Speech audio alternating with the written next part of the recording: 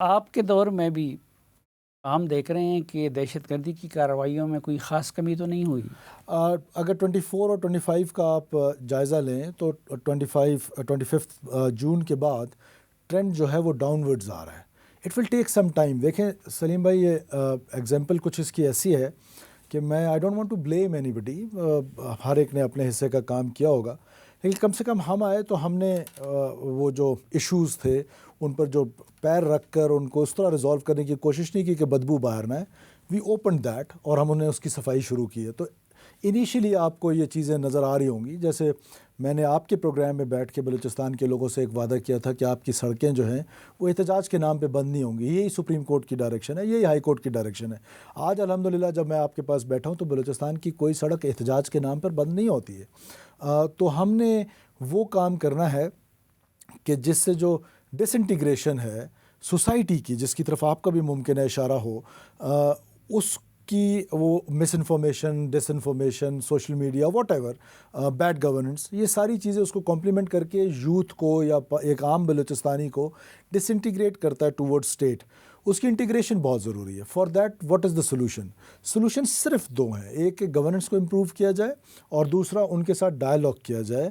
جو اسٹوڈنٹ ہے یونیورسٹی کا، جو کالج کا ہے، اور جو لوگ ہیں 55,000 پلس انگیجمنٹس جو ہیں وہ ہم نے لوگوں کے ساتھ مل کے کیے ہیں. جب میں کہتا ہوں مل کے کیے ہیں تو اس میں جو ہماری ملٹری اسٹیبلشمنٹ کمانڈر 12 کور ہیں انہوں نے اور ہم نے مل کے یہ جو ایک آئیڈیا ہے وہ آیا، اور ہم نے 55,000 پلس انٹریکشنز ہمارے ڈپٹی کمشنرز نے میرے لیول پہ گورنر صاحب نے، کمانڈر 12 کور نے، تو مل کے یہ 55,000 انٹریکشنز کی ہیں لوگوں کے ساتھ، تاکہ لوگوں کو اپنی بات پہنچا سکیں. لوگوں کو جو ڈس انفارمیشن اور مس انفارمیشن دی جا رہی ہے اس کو کاؤنٹر کیا جا سکے. اسی طرح یونیورسٹیز کے ساتھ I myself go there, governor صاحب جاتے ہیں، کمانڈر جاتے ہیں، 10 گھنٹے وہاں گزارتے ہیں، 5 گھنٹے گزارتے ہیں اسٹوڈنٹس کے ساتھ.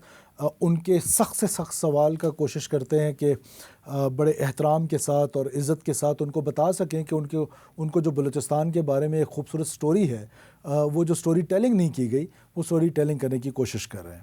اچھا، یہ کوشش تو آپ لوگ کر رہے ہیں، لیکن یہ تاثر کیوں ہے کہ آپ کی حکومت کی عملداری عملاً وہ کوئٹہ کے ایک محدود علاقے تک محدود ہے اور باقی جگہوں پہ ملیٹنٹ کا کنٹرول ہے؟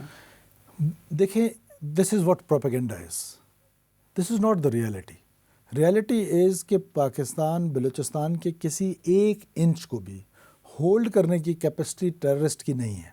ہوتا کیا ہے کہ دے کیم آن روڈس یا ہمارے کسی سینٹر میں آتے ہیں، 5 سے 10 منٹ 20 منٹ وہاں گزارتے ہیں، وہاں سے ویڈیوز بناتے ہیں. یہی ٹائم ہوتا ہے رسپانس کا، کہ جو سیکورٹی فورسز نے اپنا رسپانس میکینزم بنایا ہے. یہ بھی اب پاسٹ کے خیر کیسے ہو گئے، یہ بھی اس کا ٹرینڈ بھی بہت نیچے آ رہا ہے، اور وہ وہاں سے پھر اس کو اس ویڈیو کو وائرل کرتے ہیں. پھر جو ان کے لیجیٹیمیٹ وائسز ہیں، چاہے وہ پارلیمنٹ میں ہیں، چاہے وہ باقی جگہوں پر ہیں، ٹی وی سکرینز میں ہیں، وہ پھر اس کو اس پروپیگنڈا کے طور پہ استعمال کرتے ہیں کہ جیسے بلوچستان میں جو ریٹ آف دا اسٹیٹ ہے وہ اس طرح اسٹیبلش نہیں ہے. یس، کئی جگہ پر ایشوز ہیں، بلوچستان کے اپنی فرجیلٹیز ہیں، ایک واسٹ ایریاز ہیں، ایک پہاڑی سلسلے ہیں، اسٹیٹ کا جو کمپوننٹس ہیں وہ وہاں تک اس اینڈ تک نہیں پہنچ پا رہے ہیں. تو یہ مسائل تو ہیں، لیکن ان مسائل کا حل بھی تو ہم نے ہمیشہ یہ کیا کہ لوگوں نے صرف آپ کو مسائل بتایا 30 سال بلوچستان کے، ہم نے ان کے حل کی طرف پیش قدمی کی ہے. اور وہ پیش قدمی کے لیے سب سے بڑی اس کی ایگزامپل جو ہے، میں اس میں جو کریڈٹ ہے field marshal general Syed Asim Munir صاحب کا، کہ انہوں نے جس طریقے سے ایک آئیڈیا کریٹ کیا ایک DCCs کا، وہ پورے پاکستان کے لیے تھا، ڈسٹرکٹ کوآرڈینیشن کمیٹیز تھی. اب ڈسٹرکٹ کوآرڈینیشن کمیٹیز میں کون لوگ تھے کہ سائلوز میں سارے کام کر رہے تھے. ڈپٹی کمشنر ہیں، DPOs ہیں، یا ملٹری FC کے لوگ ہیں، یا انٹیلیجنس کے لوگ ہیں، ان سب کو ایک چھت کے نیچے بٹھایا. ہم نے اس میں اور ایڈ آن کیا، اس میں شوگر جو ایڈ کیا، وہ کیا کہ ان لوگوں نے اپنا کام جب شروع کیا تو when they start meeting people, تو لوگوں نے اپنے مسائل بتانا شروع کیے. چھوٹے چھوٹے مسائل ہیں، ان مسائل کے حل کے لیے ہم نے ان کو فنڈز دینا شروع کر دیے.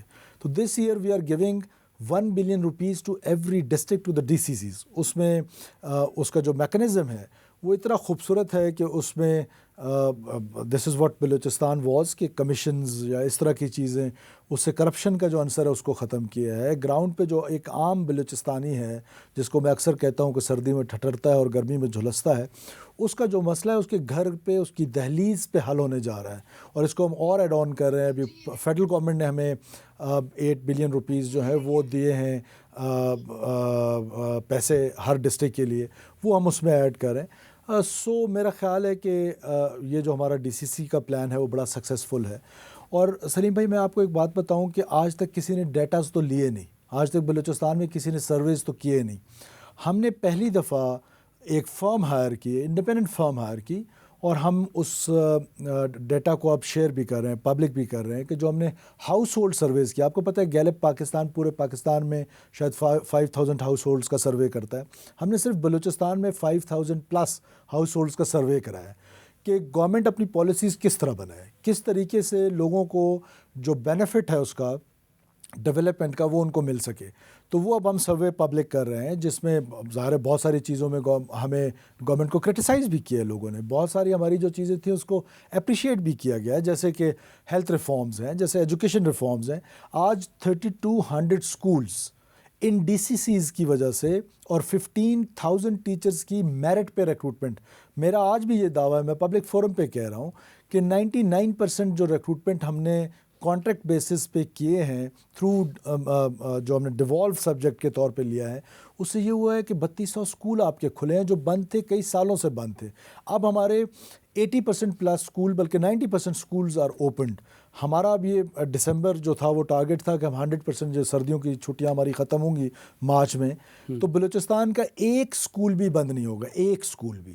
ہاں ماسوائے ان 2-4 اسکولوں کے 2% ہو سکتا ہے، 3% ہو سکتا ہے، جو پولیٹیکل موٹیویٹڈ اسکولز اس طرح بنائے گئے ہیں کہ ایک ہی گلی میں 2 اسکول بنائے گئے ہیں، تو اس پہ ہو سکتا ہے کہ ہم گلی کا ایک اسکول چلا دیں اور ایک بند رہے. وہ ہم اپنا ریسورس کیوں ضائع کریں اس پر. ادروائز کوئی ایسا اسکول جو ٹیچرز نہ ہونے کی وجہ سے بند ہوگا وہ انشاءاللہ تعالیٰ آپ کو نظر نہیں آئے گا. اسی طرح ہیلتھ میں اب 164 ایسے BHUs تھے کہ جو بند پڑے ہوئے تھے، ان کو ہم نے ڈیجیٹلائز کر کے چلانا شروع کر دیا ہے. 1.2 ملین 12 لاکھ لوگ اس سے مستفید ہوں گے سالانہ. تو میرا خیال ہے کہ یہ وہ ریفارمز ہیں. آج دور دراز علاقوں میں کانٹریکٹ پہ ڈاکٹرز جو ہیں وہ اپنی ڈیوٹیاں دے رہے ہیں. اسی طرح بہت سارے ہمارے انفراسٹرکچر ڈیولپمنٹ ہے، اسٹریٹجک پروجیکٹس ہیں.